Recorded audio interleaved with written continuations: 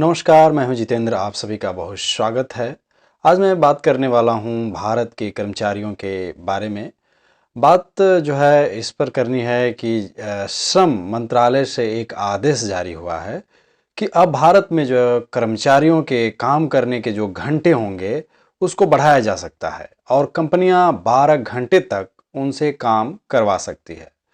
श्रम मंत्रालय की तरफ से संसद में एक प्रस्ताव दिया गया है जिसमें काम करने की अवधि घंटे को जो है बढ़ाकर 12 घंटे करने की सिफारिश की गई है। अब तक कानूनी तौर पर काम करने के अधिकतम घंटों की सीमा 10.5 घंटे है, जिसे अब केंद्र सरकार बढ़ाने पर विचार कर रही है। इसे लेकर विवाद भी बढ़ सकता है और विपक्ष को एक अच्छा सा जो है मुद्दा भी मिल सकता है। तो क्या है श्रम मंत्रालय का प्रस्ताव, आइए हम इसके बारे में जान लेते हैं। हालांकि ऐसा नहीं है कि 12 घंटे काम करने पर सैलरी 8 या 9 घंटे की ही मिलेगी, ऐसा नहीं है। प्रस्ताव में कहा गया है कि अगर कंपनी 12 घंटे काम करवाती है तो इसके लिए कर्मचारियों को ओवर टाइम दिया जाएगा। नए प्रस्ताव के मुताबिक जो भी कंपनी है, कंपनी किसी भी कर्मचारी से एक हफ्ते में 48 घंटे से ज्यादा काम नहीं करवा सकती है। किसी भी कर्मचारी से 12 घंटे से अधिक काम नहीं करवाया जा सकता है। तो ये सारे जो प्रस्ताव पहले की तरह ही हैं, नए प्रस्ताव में भी ये सारी बातें जुड़ी हुई हैं। 12 घंटे काम करने पर या तो हफ्ते में सिर्फ 4 दिन काम करना होगा या फिर इसका ओवर टाइम आपको दिया जाएगा।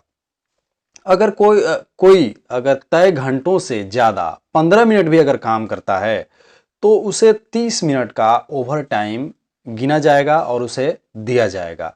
हालांकि मौजूदा नियम में 30 मिनट से कम का जो समय है उसको जो है ओवर टाइम नहीं माना जाता है। बता दें कि कर्मचारियों से काम करवाने के लिए नियम में साफ कहा गया है कि एक दिन में 8 घंटे ही काम करवाया जा सकता है। Occupational safety health code act 2020 के मुताबिक किसी भी कर्मचारी को एक दिन में 8 घंटे से ज्यादा काम करने की जरूरत नहीं है। कंपनी या एम्प्लॉयर को इसकी इजाजत ही नहीं है कि आप अपने एम्प्लॉय से 12 घंटे काम लें। 12 घंटे काम करने से क्या होगा, अब बात करते हैं कि अगर 12 घंटा कोई एम्प्लॉय काम करता है तो इसमें जो है विवाद की स्थिति यह है कि केंद्रीय श्रम मंत्रालय की तरफ से दिए गए इस प्रस्ताव को लेकर अब तक सवाल भी खड़े हो गए हैं। जानकारों का कहना है कि इससे कहीं ना कहीं लोगों की जिंदगी पर असर पड़ेगा, क्योंकि अगर ये प्रस्ताव पास हो जाता है तो सभी कंपनियां और फैक्ट्री मालिक अपने मजदूरों और कर्मचारियों को 12 घंटे काम करने के लिए मजबूर कर सकते हैं। ये बिल्कुल सही बात है। ऐसे में अगर इसमें ट्रैवल टाइम को भी अगर आप शामिल कर लिया जाए या शामिल कर लेते हैं तो शहरों में ये आसानी से 1 या 2 घंटे का हो जाता है। आप कंपनी जाते हैं फिर वहां से आते हैं तो समय तो लगता है, यानी कि 14 से 15 घंटे के बाद कर्मचारी अपने घर पहुंच पाएंगे, जो उनके और उनके परिवार के लिए खतरनाक साबित हो सकता है। इसके अलावा शिफ्ट में काम करने वाले दफ्तरों पर भी इसका असर दिखेगा। जहां जहां पर 3 शिफ्टों में काम होता था, वहां इसके बाद सिर्फ 2 शिफ्ट में ही काम लिया जाएगा। ये बिल्कुल हो सकता है।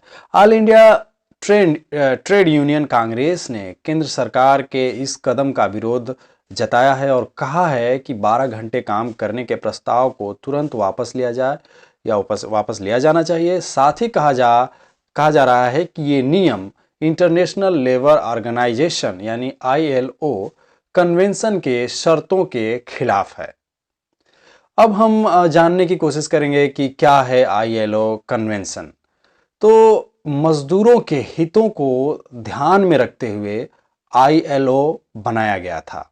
इसका उद्देश्य मजदूरों की दिशा को सुधारने और उन्हें पूर्ण रोजगार देने के लिए अलग अलग कदम उठाने का जो है प्रोग्राम है ILO।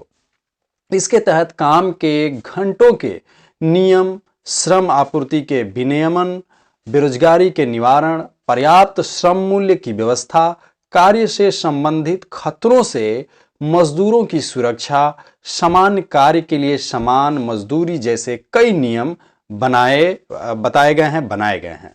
साथ ही इन सभी मामलों का अगर उल्लंघन होता है तो उसकी शिकायत ILO को की जाती है।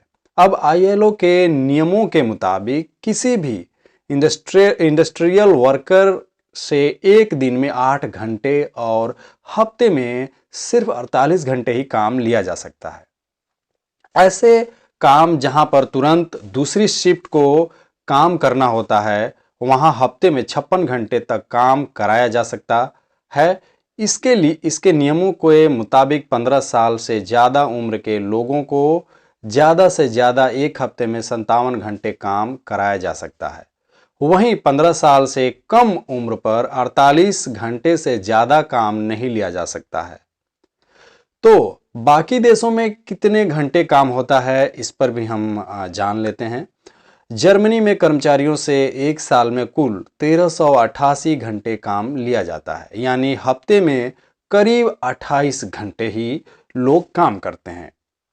वहीं न्यूजीलैंड में एक हफ्ते में करीब 33 घंटे काम किया जाता है। अमेरिका की अगर बात करें तो यहाँ भी करीब 34 घंटे हर हफ्ते लोग काम करते हैं।